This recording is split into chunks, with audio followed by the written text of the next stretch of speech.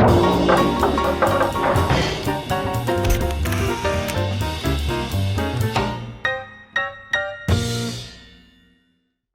it's time for another Game of the Year 2019 personal category. Today it is Most Moving Outer Wilds Moment. Outer Wilds is a game that really surprised me in one sense. I got exactly what I expected to get before I started playing it, which was a really intricate, layered adventure game with a lot of mechanical secrets to uncover, a lot of kind of deductive reasoning required to piece together the mechanics and the progression of the game. What I did not expect to get out of it was such an incredibly touching, meticulously constructed storyline that is, by and large, executed purely through scribblings on the wall. I mean, there are barely characters in this game. There are a few NPCs that you walk up to and speak with, but the bulk of the really valuable storytelling in this game is just kind of embedded in graffiti.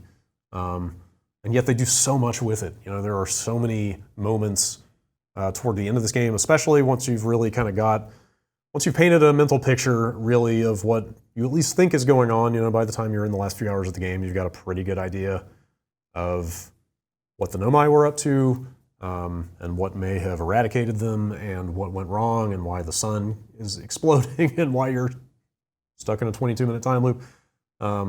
You've got that stuff more or less figured out as you're seeing a lot of the late game stuff, and they just build up that foundation and then use it to deliver just one moment after another of really profound, touching stuff in a way that I absolutely did not expect. It may be obvious, but the game really caught me off guard. I was kind of disarmed by it, so I really just wanted to go through some of those moments that stand out the most to me from my time late in the game. So, huge spoilers. I mean, we're going to kind of talk about a lot of the biggest reveals, biggest visual moments, narrative moments, all that stuff toward the end of Outer Wilds. So if you have finished this game, then I hope you'll stick around. If you haven't, you absolutely should go play it for yourself first. So here we go. Here are the moments from Outer Wilds that moved me the most. First moment is getting to the sun station for the first time. I mean, getting there, the process of actually waiting for the sand on the ash twin to drop and navigating the kind of prickly gauntlet of cactuses instead of cacti. It is a little bit, it's a process. But once you get there, they drop you into this enclosed room with no windows. You teleport there and you're just kind of in the tiny little box, and you walk up and see that kind of an emergency shutter has closed at some point, which you basically override. And when you override it, it pops open, and below you is just the sun. I mean, filling your view, serious sunshine vibes, if you've seen that film. Just like grandeur on such a scale that, I felt my stomach drop. When I did that, I literally let out a gasp. And not only is the visual incredibly arresting, but then the bridge has been destroyed, and you need to get to this other module, and literally kind of ask you to spacewalk out over the sun with nothing there below you. It is just a physically powerful moment. It really took my breath away. It's not the most moving moment for me of the year in this game from a purely emotional standpoint, although you do get across and you find a Nomai skeleton kind of sitting there in the observation room, basically sort of died at his post. I believe he actually has one of their tablets in his hands, so he was kind of right there on the job. And that's where his life ended there.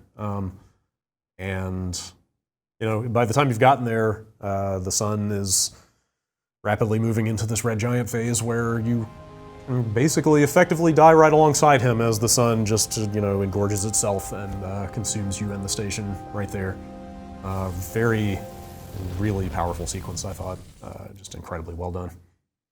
Next moment for me is reaching the interior of the Interloper, which is the comet that circles the solar system.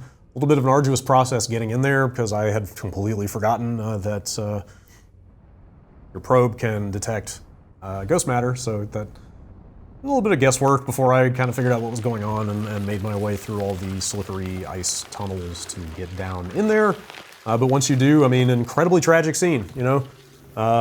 That's kind of what stuck with me about so much of the late game storytelling in Outer Wilds, is so much is just suffused with this sense of melancholy and tragedy just everywhere you look. And this was like maybe the first real hard-hitting example I saw of that, where you essentially realize that this is where the ghost matter that wiped out the entire Nomai clan came from. And you realize that by kind of reading the last moments of these two explorers who, you know, have been involved in a lot of their other experiments. That you see, you're familiar with these names, and you see their bodies there, and they effectively, just like just about everything that the Nomai did, kind of breached the comet out of a sense of like wonder and discovery. But once they got inside, realized the imminent danger that everyone was in. And like, you know, it's very clear from reading what they've said that they knowingly gave their lives in an attempt to basically warn everyone else about what was coming. But judging by the scene before you, they were unsuccessful, and so, you know, they tragically lost their lives. And also, it took me so long to get there that by the time I was in that chamber, I didn't immediately see a safe way to get out, and so I essentially died alongside them, you know, as the sun went belly up. So, very powerful moment of seeing that kind of self-sacrifice, and then also sort of being trapped in there alongside them as the end came. Okay, I think just about anybody who's played through Outer Wilds to completion would agree that the Quantum Moon is really the place, or, you know, it's one of the places where the game really comes together, because it brings so many of the things you've been learning together. It's sort of is a natural endpoint for, you know, for the Nomai. They treat it as a pilgrimage, and so by the time you get there, not only is it just incredibly exotic, but also, you know, the types of knowledge you have to employ to kind of get through the whole thing and to kind of reach the North Pole, which is the conclusion of that sequence. It feels like a culmination. It feels really satisfying, but it's that moment when you get to the North Pole, when you finally puzzle through the whole thing and are just dying to know what it is that they're hiding at the top of this thing. And you're confronted with a real-life living Nomai standing there in front of you, and it's just like an incredible reveal, I guess, because the entire game you've just been effectively chasing and slowly acquiring like the knowledge of this vanished race, and then to see one of them standing right before you is it really threw me for a loop, quite frankly. I mean, it was just a really a unique feeling after the degree of mystique that they had built up. And I think the whole sequence about kind of sort of communicating with their pictograms is really interesting, you know, using because she says flat out she can't, this is Solanum that you meet there. She says she can't speak your language, but you know what their symbols mean, and so you're able to kind of piece together some communication. And she gives you like a lot of, you know, I guess you could treat it as kind of a lore dump if you want. You know, it fills in some blanks.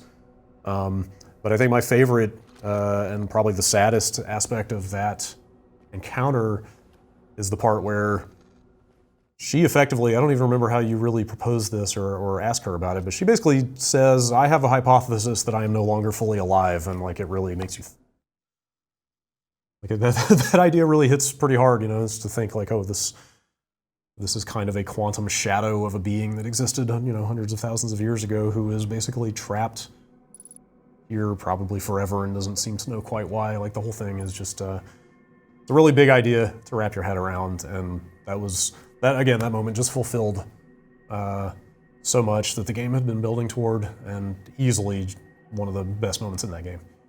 The next moment for me is easily a contender to take this whole category, and I'm kind of taking it as a whole. It's kind of the whole sequence in Dark Bramble when I guess it starts with you finding the escape pod 3 that tragically did not make it out of the Bramble, sort of figuring out what happened to the crew of that escape pod as you follow their lights, and then ultimately find kind of their final resting place hanging in the middle of this strange sort of interdimensional plant. And then from there, you know, you go straight to the Nomai mothership, the vessel, which you've really only seen written about and didn't necessarily expect to ever see for yourself. that whole sequence, you know, just incredibly tragic. As you know, they spelled out very clearly, you know, that they knew they didn't have a lot of air, and then that their signal was fading, and that their window for basically saving themselves was very rapidly closing, and you see the consequences of all of that, and finally getting to that mothership, and kind of seeing, you know, this is effectively the place where it all started, and this is where they went wrong, even though they had the best of intentions. That also happens to be the place where you find out that the universe itself is ending, and that this vanished ship has essentially, over eons, has passed into legend for the Nomai. You know, it's now a myth that people tell their children about. Just an incredibly powerful sequence. The whole thing, taken all together, was just a hell of a game. It's really pretty amazing stuff. Okay, the final moment on this list, and what I'm going to say is the winner of the category, is the ending of the game. You could certainly say that it's a little obvious to go with the ending, but it really is the moment in this game when everything comes together and when it really fully drives home kind of what the themes of the game are, you know. Specifically, it's basically the last moment that you think that there might be any hope of reversing things. You know, I feel like a lot of games would end with you breaking this cycle and, you know, creating a happily ever after for all the characters caught up in this kind of repeating calamity, but that's not what the game is about. There's a real sense of inevitability to everything that's going on at the end of the game, and this is, you know, once you reach the eye of the universe and you kind of enter this sort of forested dream state where you're seeing all of your companions and stuff, you know, that's when it really becomes clear there is no stopping this. The end is upon these characters, and that's just all there is to it. And, you know, that's when you really kind of grapple with the idea that the game is about, like, kind of, you know, optimism in the face of certain doom, you know, kind of doing your best despite the adversity that you're facing, and, like, it's, you know, it's very melancholy and yet kind of, you know, uplifting and kind of life-affirming, I guess, at the same time. And yeah, just, you know, very bittersweet, the whole sequence of going around and collecting all the musical instruments and having, you know, one last campfire jamboree at the end of time it really doesn't get any more poignant than that, right? And yet, you know, the game does end in kind of a triumphant moment, because you essentially play out the end of your universe and play in the beginning of a new one. And so, you know, even though this reality's end has come, you know, things will continue. There will be a new era. You know, there will be a beginning. It's just a incredibly well told story. I thought this game was just one of the most memorable things I've played in a very long time. And I feel fortunate to have gotten to see it all. So yeah, that's my Outer Wilds most moving moment of the year. Thanks for watching.